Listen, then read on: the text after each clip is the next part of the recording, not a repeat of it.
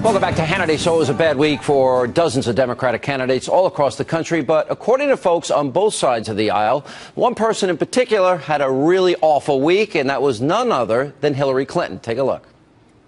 Hillary Clinton and Bill Clinton have been all over the place. They're trying to make it out as if they're somehow better for Democrats.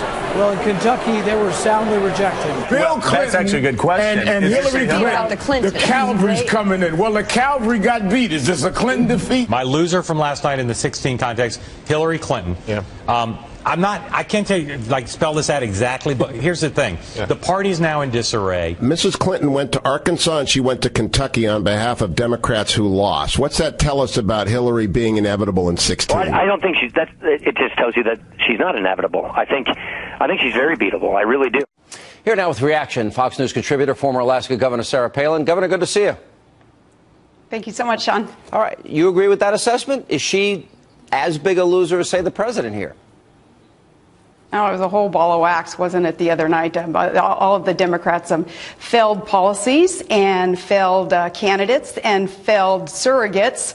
Well, that was just really made manifest by the American people when we all said no to that and to stop that. And Hillary, of course, was a part of that. Of course, though, the left, Sean, will buck up and they will do all that they can to protect Hillary and try to change the narrative, as you already heard, I'm sure, trying to make it sound like, well, she was the winner in all of this, that she had chosen the right ones and the right policies to support. Obviously, the facts don't support that, but they will support her anyway and prop her up because they participate in this phony and failed war on women. So to compensate for what it is that they accuse the Republicans of engaging in, they make an extra effort to coddle women and to make them feel that they can't independently and with their own capabilities rise to the top, that government and politicians and others have to do things for them. They will do things for Hillary to continue to prop her up. One of the big issues in almost every Senate race was the percent of the time that individual senator, Mary Landrieu or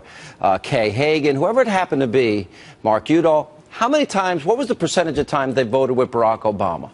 So I would imagine that Hillary, if she wants to run for president, will try and distance herself from Barack Obama. Having served with him 4 years, never spoken out publicly against his policies, can she do that successfully? No. Barack Obama, of course, has had his boot on the neck of the American economy, and anyone who has participated in shining that boot, that being the people whom he surrounds himself with and helped call the shots for the nation over these past 6 years of a lot of failures, anyone who shined those boots, no, the American public, you can't underestimate the wisdom of, and will be saying no to anyone who participated. Good point, too, about Mark Begich, Mary Landrieu, all these folks who they supported Barack Obama and would continue to, of course, when they got back in there 97, 98, 99% of the time. How stupid did they think American voters were? Yeah. You know, I noticed on your Facebook page you had an admonition and some advice for the newly elected Republicans in Washington. And you told them, don't get so overconfident here. What's your advice for them? That the mandate that was sent with these newly elected incumbents and challengers in some cases, what they've been given is to get to Washington, D.C. and stop Barack Obama, and you better give us our freedom. And don't get overconfident, GOP, thinking that you can go back to status quo and expect victory in 2016. It's kind of like once bitten, twice shy with so many of us in just common sense conservatives around this country who follow the Constitution. We're saying you try that again, and 2016 will not go well for us. So, no, that's my warning is you get there, you stop Barack Obama and his fundamental transformation of America and secure our freedom, and you play hardball. If the mandate is to stop Obama, and I agree with you, I think it was 100% because I think the country realizes that the policies have failed, is there also an unspoken expectation for the Republicans that they will offer an inspiring vision, solutions for a lot of these problems we have, immigration, health care, borders, debt, deficits, poverty. Is there an unspoken expectation by the electorate that in 2 years we want to see what you're going to offer?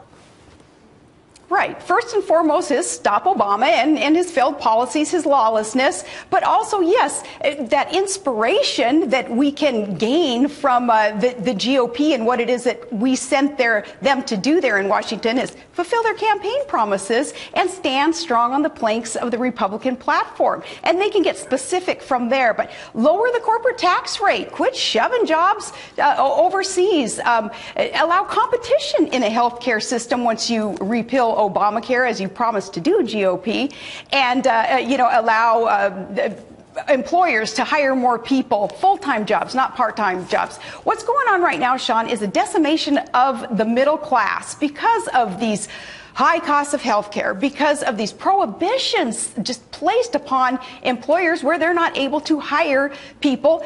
Open borders, of course, is another step towards decimation of the middle class because we'll have a flood of illegal immigrants coming in to compete with American jobs. All of that leads to just this atrophying of a foundation of our country, which is the middle class, and that is on the Democrat shoulder. Are you thinking at all about getting back into politics yourself? I would love to. Really?